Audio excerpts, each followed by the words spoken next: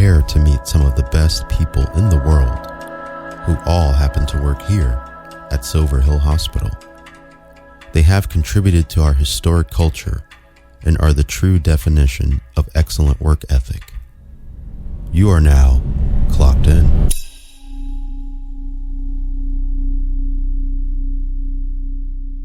Welcome.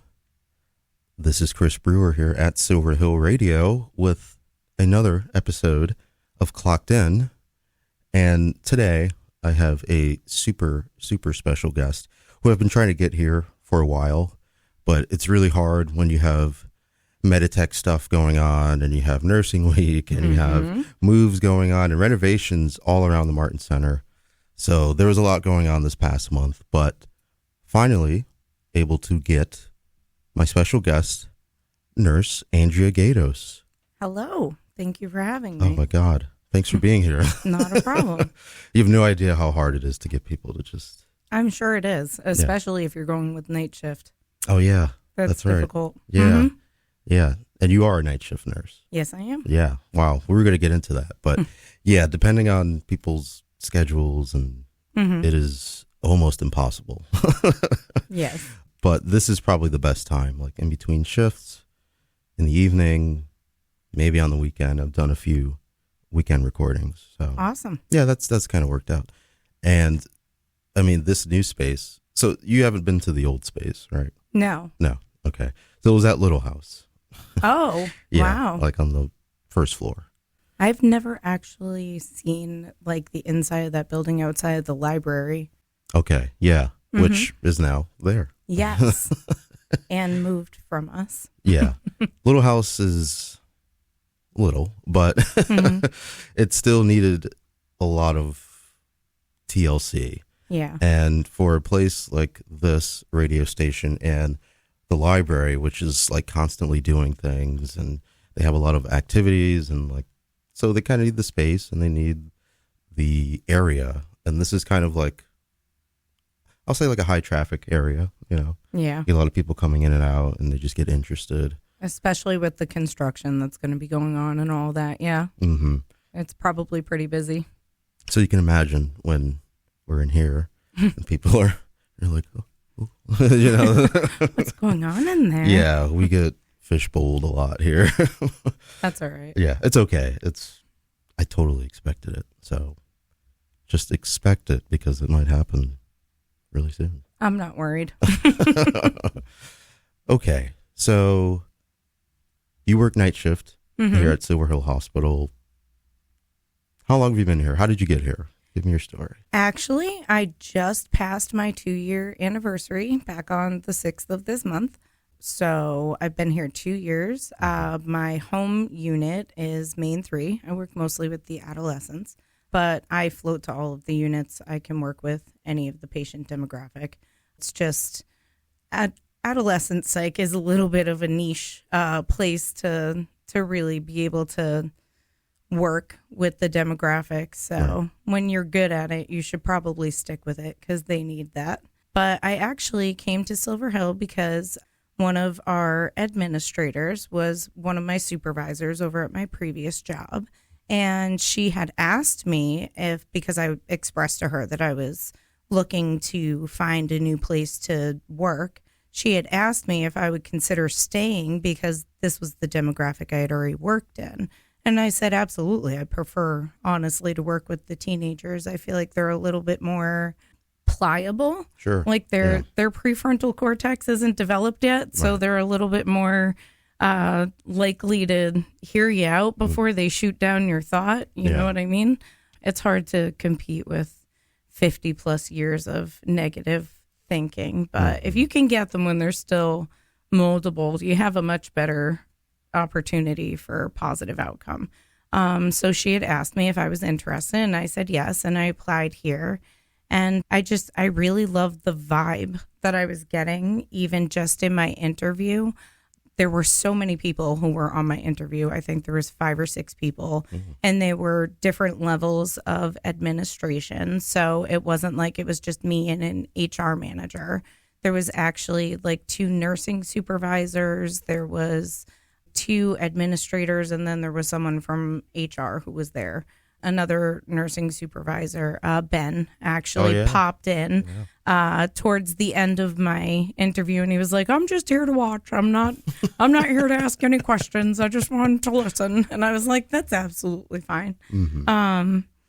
Shout out to Ben's memory. Yeah. Oh man, I miss that man so much. Yeah, he was absolutely great. Yeah. But I loved the vibe here. One of my questions during my interview pertained to how they handle, when patients get less than regulated. And one of the first things they said was, we try really hard not to have any kind of physical interaction with the patients. A lot of our patients come from a place where that's too overstimulating. So we try to verbally de-escalate. And I was like, well, that's me, because I can talk the hind leg off a mule. I have no problem with that whatsoever.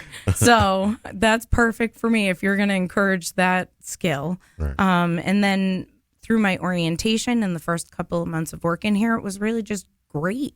The people, the environment, you see people that the place that I came from, you never would have been talking with the CNO. You know what I mean? Like the chief nurse officer, no, absolutely not. Like that wouldn't be a direct conversation. And you could literally say hello walking by to your car or to your office or whatever, Yeah.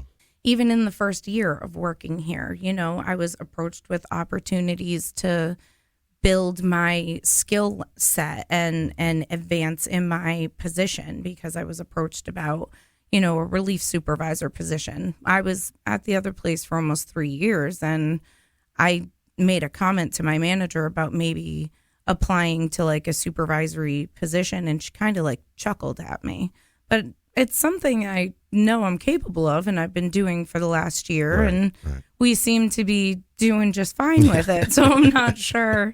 I really like the opportunity for advancement too. Yeah. It's very much a community still. Yeah. You pretty much hit on all the things that all of our past guests bring up.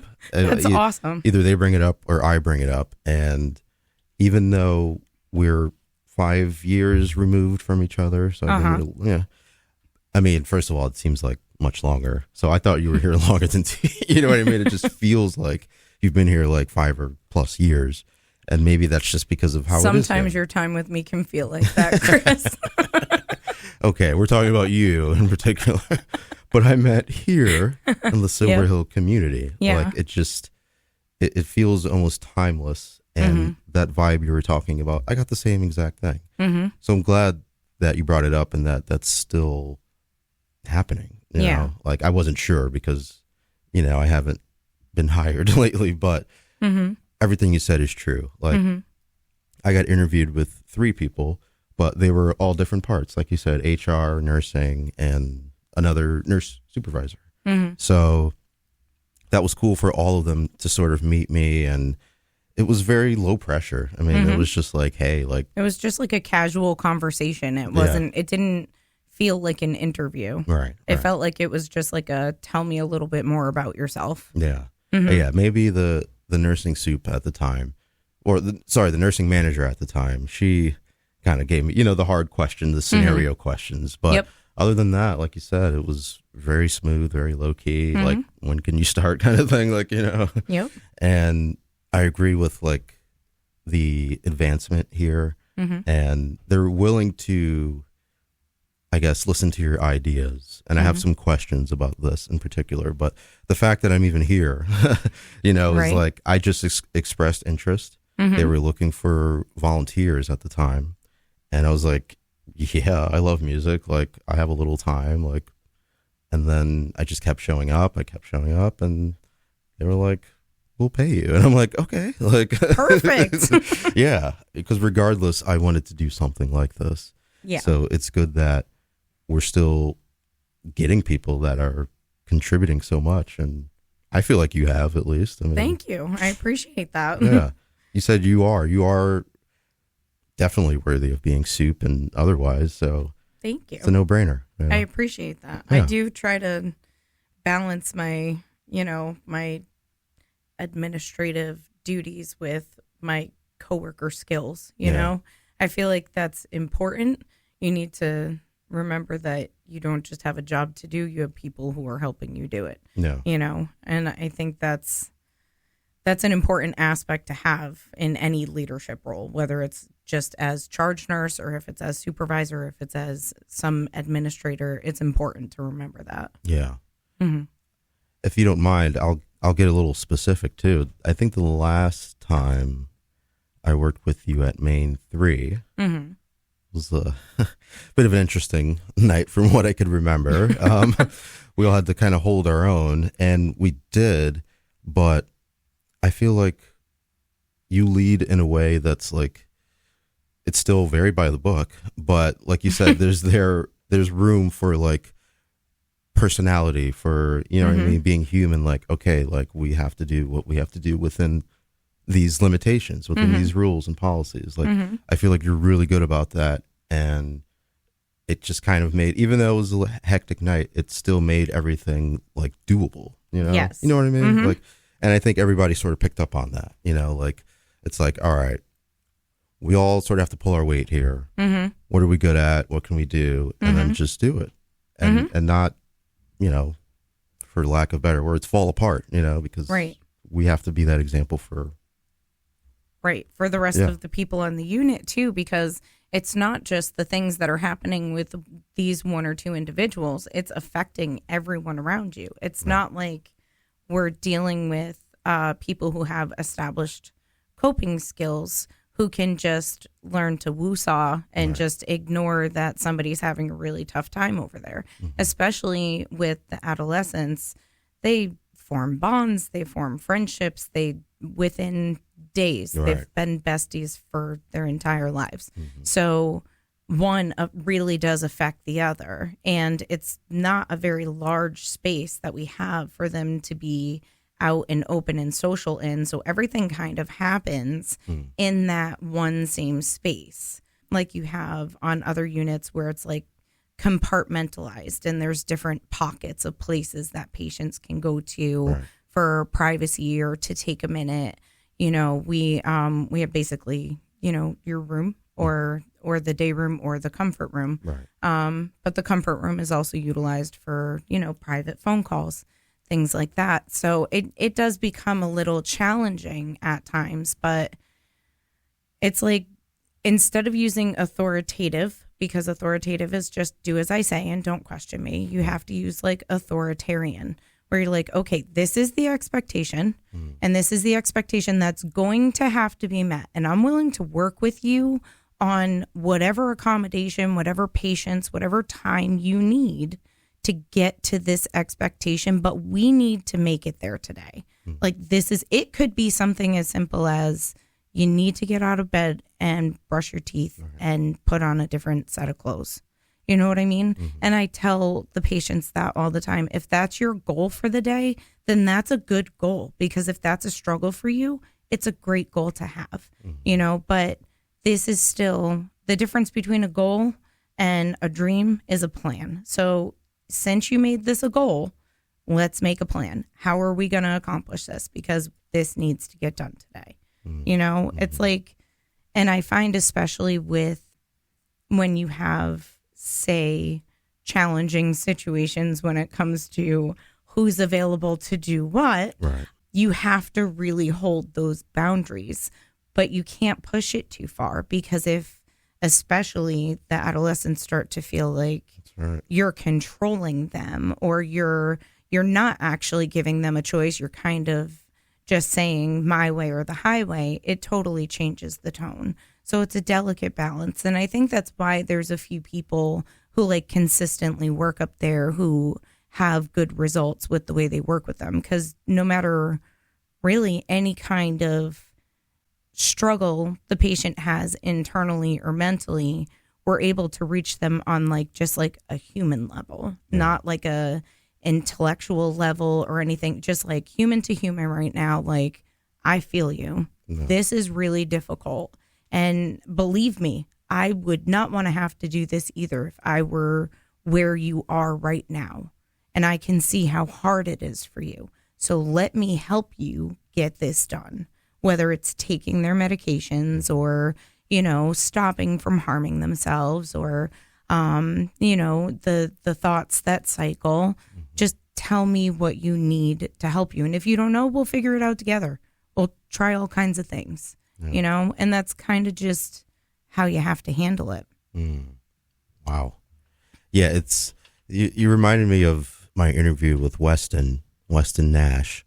Shout out to Weston Nash. What up, Weston? He was so good. Can't wait till you hear that one. But yeah, he mentioned when he's working with people that he's with them on their journey. I love how he phrased it that way, and it's like, you're not necessarily there at the beginning. You might not be there towards, their future, but for wherever they are in that moment, that's where you're with them and you're meeting them where they're at on their journey and helping them go along their journey. So I actually met him as a security guard. You were a security? He was a security guard. No. No, I think I'd probably go into corrections if I was going to be a security guard. I might as well just I could see that. Do full gamut and go that's true. direct CL. But he was a security guard.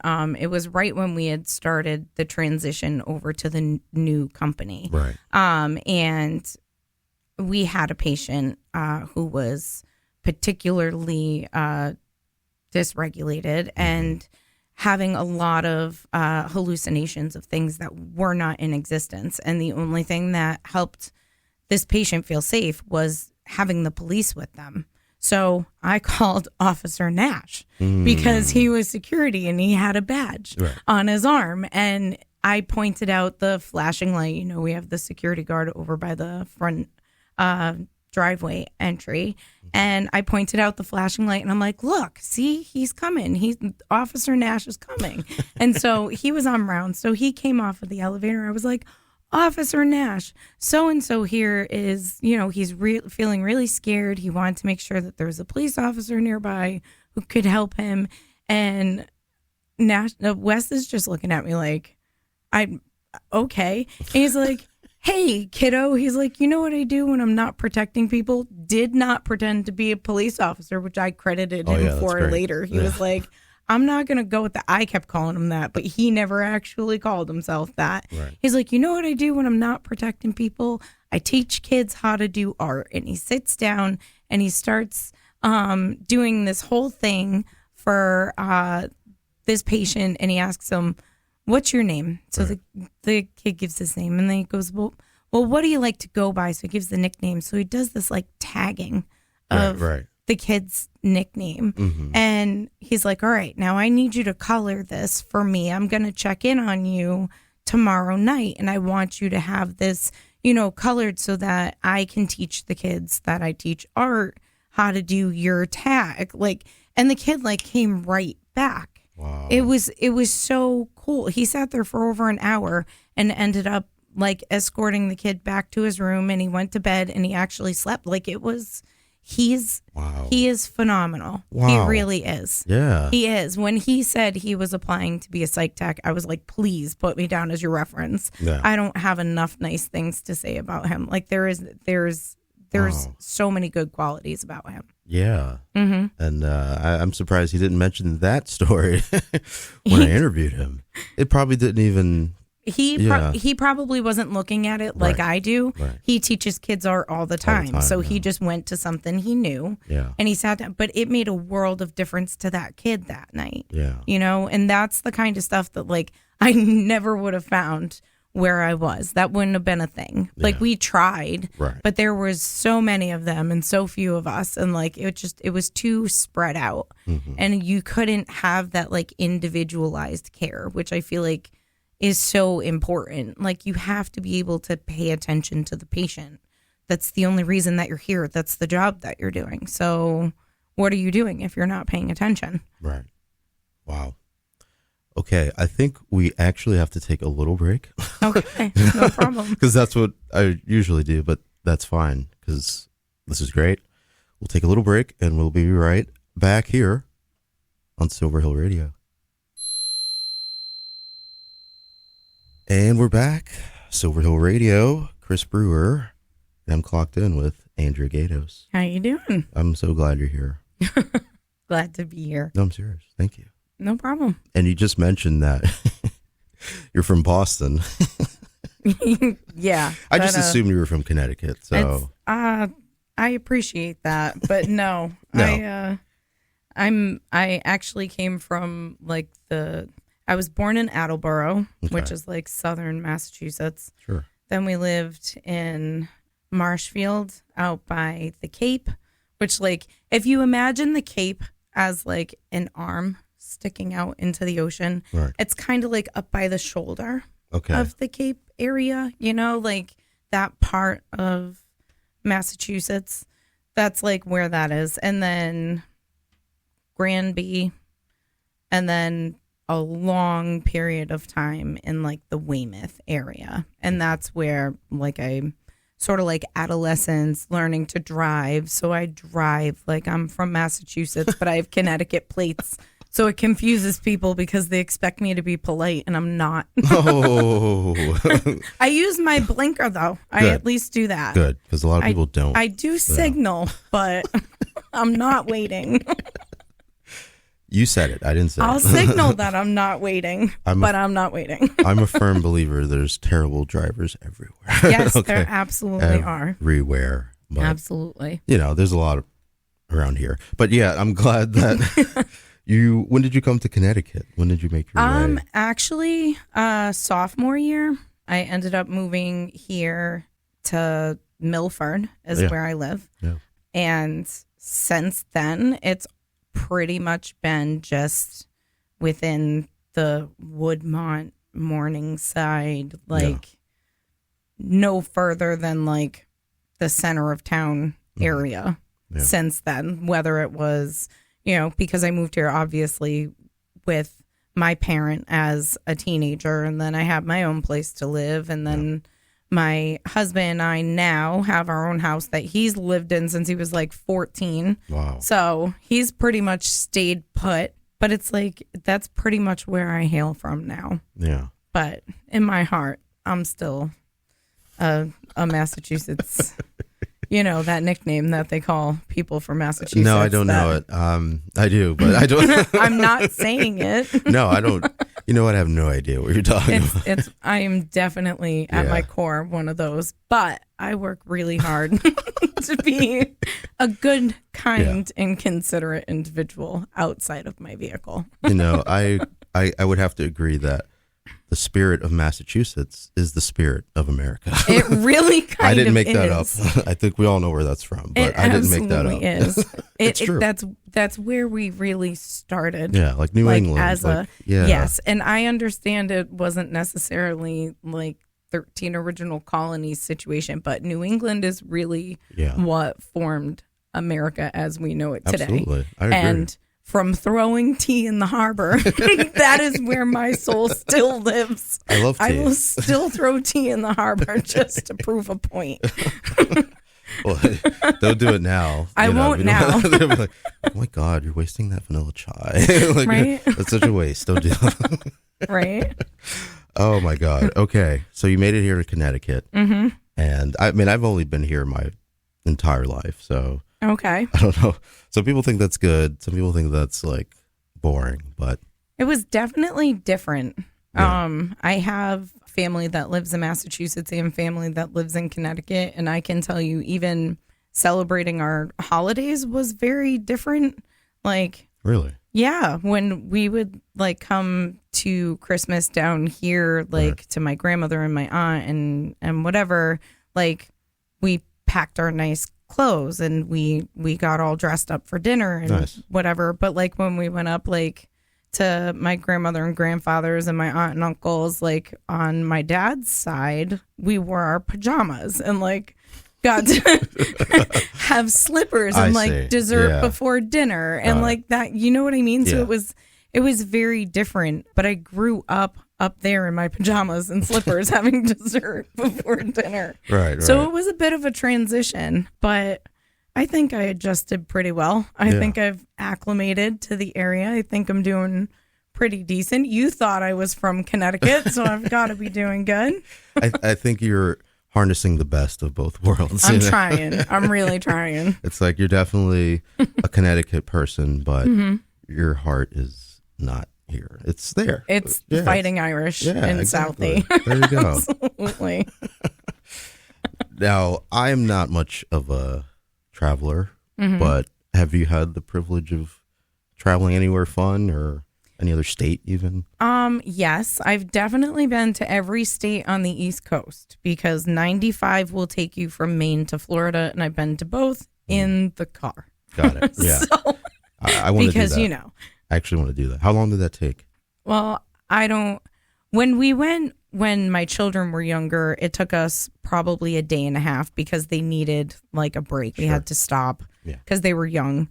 My uncle can make it from like Connecticut to Florida in probably 19 hours. If you give him all of the luggage and you fly with no bags to check, he will meet you by the time you could both leave the house at the same time, and he will be there at the airport. I believe it. Get you. Wow. Because I don't understand how the man defies logic with he must have multiple methods of tracking things. I would love to meet this man too. But he's amazing. He was a cross country trucker for like years and years and years. So it's almost like he knows the best time to plan for traffic. He used to be our navigator anytime we took like family trips. Right. We've also been to like Lake George, which is awesome. If you've never had the opportunity to go to Lake George, I strongly recommend it. Okay. It's awesome. It's like almost like a modernized old world feel type thing. You're like out in the middle of the woods, but less than 10 minutes away you have an amusement park and like outlet shopping and stuff like that. It's pretty cool. It's not too far from here, right? No. It's not. It's probably like 5 or 6 hours from where I live. Okay. So I would guess probably maybe a little bit less because we're a little bit closer to New York, but I don't know where in New York. Geometry was never geometry. Oh my God. Clearly geometry and geography were not a thing for me. We'll edit that. I wasn't. No, we won't. I was. Please don't, because it wouldn't be genuine me if you did. But I know what you mean. Geography was never like, again, beyond like New England and the 13 original colonies. It really wasn't encouraged. Right. You know how long it took me to learn that New York actually wasn't part of New England? I was fascinated by that. I think I was in my 20s. That's right. Yeah. I think I was in my 20s when I learned that. I didn't realize like it. It's not, that's not, I'm not really spatially aware, I guess, Right. I know some other things that are important to know.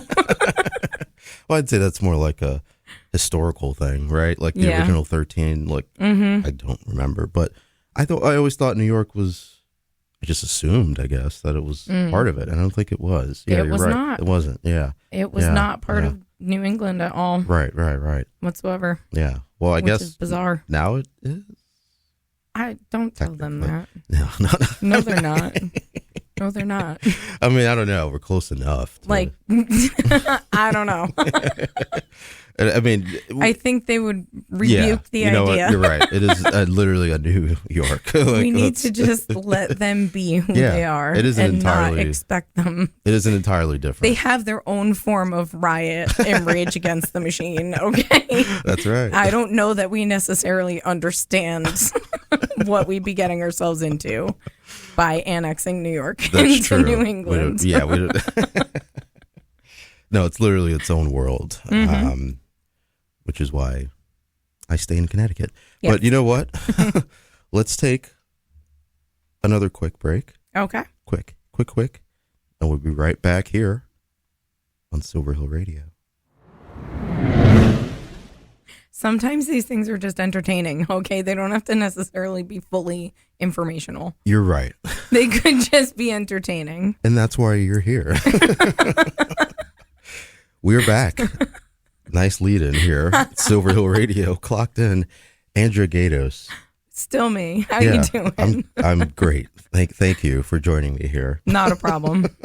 Especially right before work. I mean, That's why it's called Clocked In. You know? Absolutely. Because although I do have to say, I'm volunteering to be here. I am not clocked in. That's right. We have to really. I am volunteering to be here. We have to make that distinction because absolutely, it is 6/23 on May 22nd, and I am not clocked in right now. You could check it. I promise. That's actually what Wes said. He's like, "Oh, we're clocking in." I'm like, "No, bro, we're not clocking in." Sorry. No. It's just like clock it. Yeah. But not check in. Well, you get why it's clocked in because I want to bring everybody who works here, who does something here to contribute. So this is my way of holding the space, you know. And there's a little creative freedom here, but it's for you guys, you know.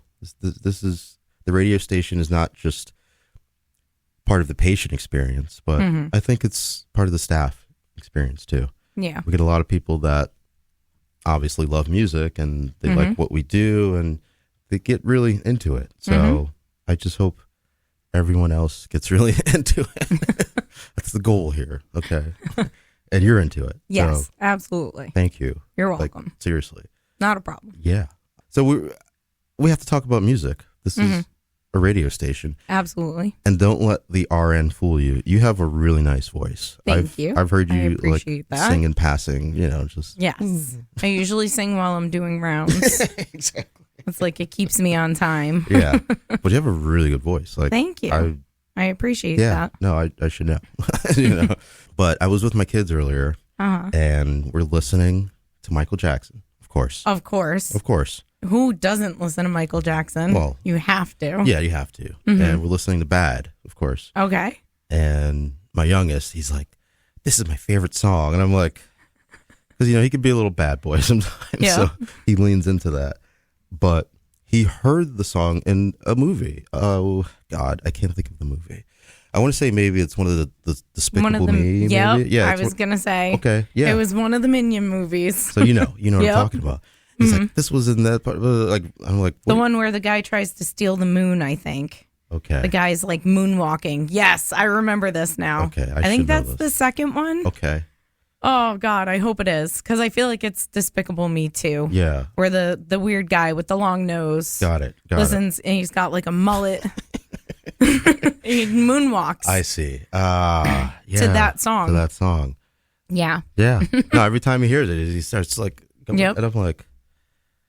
I like that these movies are doing that. Like, me too. Seriously. And I've noticed it in other ones like Hotel Transylvania. Like they're adding some classic music. And I'm like, this is great. Like, I don't even know how to feel about it. You know what I mean? I think it's helpful that the people who are producing the movies and the TV shows and all those things now are really more of, there's still some older creators out there, but a lot of them are really more from a newer generation, our generation or even the one before us. And it sort of changes the perspective. And also they have to keep up with the times. They have to. So hearing that kind of stuff now to us is a blast from the past, but to our kids, that's the oldies. Yeah. You know what I mean? It's like when we were hearing Twisted Sister on the radio while, the uncle's working in the garage, or, your mom's listening to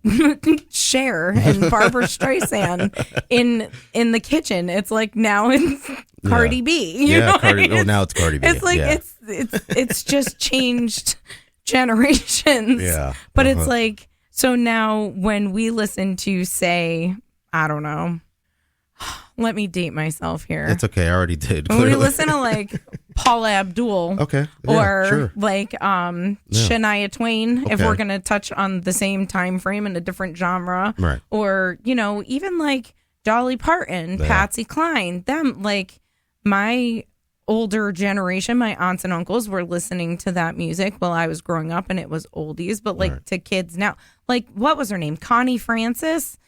Right before she passed away, her song, Sweet Little Baby or whatever it was, it became famous again on TikTok. Right. And she was in her 80s. Yeah. And nobody knew who she was. There was actually a reference to her in The Craft in, what was that, 94, 96? Yeah. And then she goes, I've always wanted a jukebox that plays nothing but Connie Francis songs. And the girl looks at her and goes, who's Connie Francis? Right. Like, even in the 90s, she was already considered like a past person. So the fact that it's being brought back through like movies, social media, all of that, it's really kind of cool to watch. Yeah. Like, yeah, I love it. and my daughter loves like the Beatles, and she just did her 15th birthday was Beatles themed. Oh, wow. Like, yeah, absolutely. We had all Beatles themed decorations. She got like original like Abbey Road and all of that like on vinyl for her new record player. Like, Oh, wow. and that was what she wanted. It's like actually a multimedia player. Plays like 7 or 8 different kinds of media on it. Right. It's Yeah. even got like a cassette player. Oh, sweet. It's so cool. Yeah. I was like, the only thing this thing is missing is an 8-track. I'm like, we need that.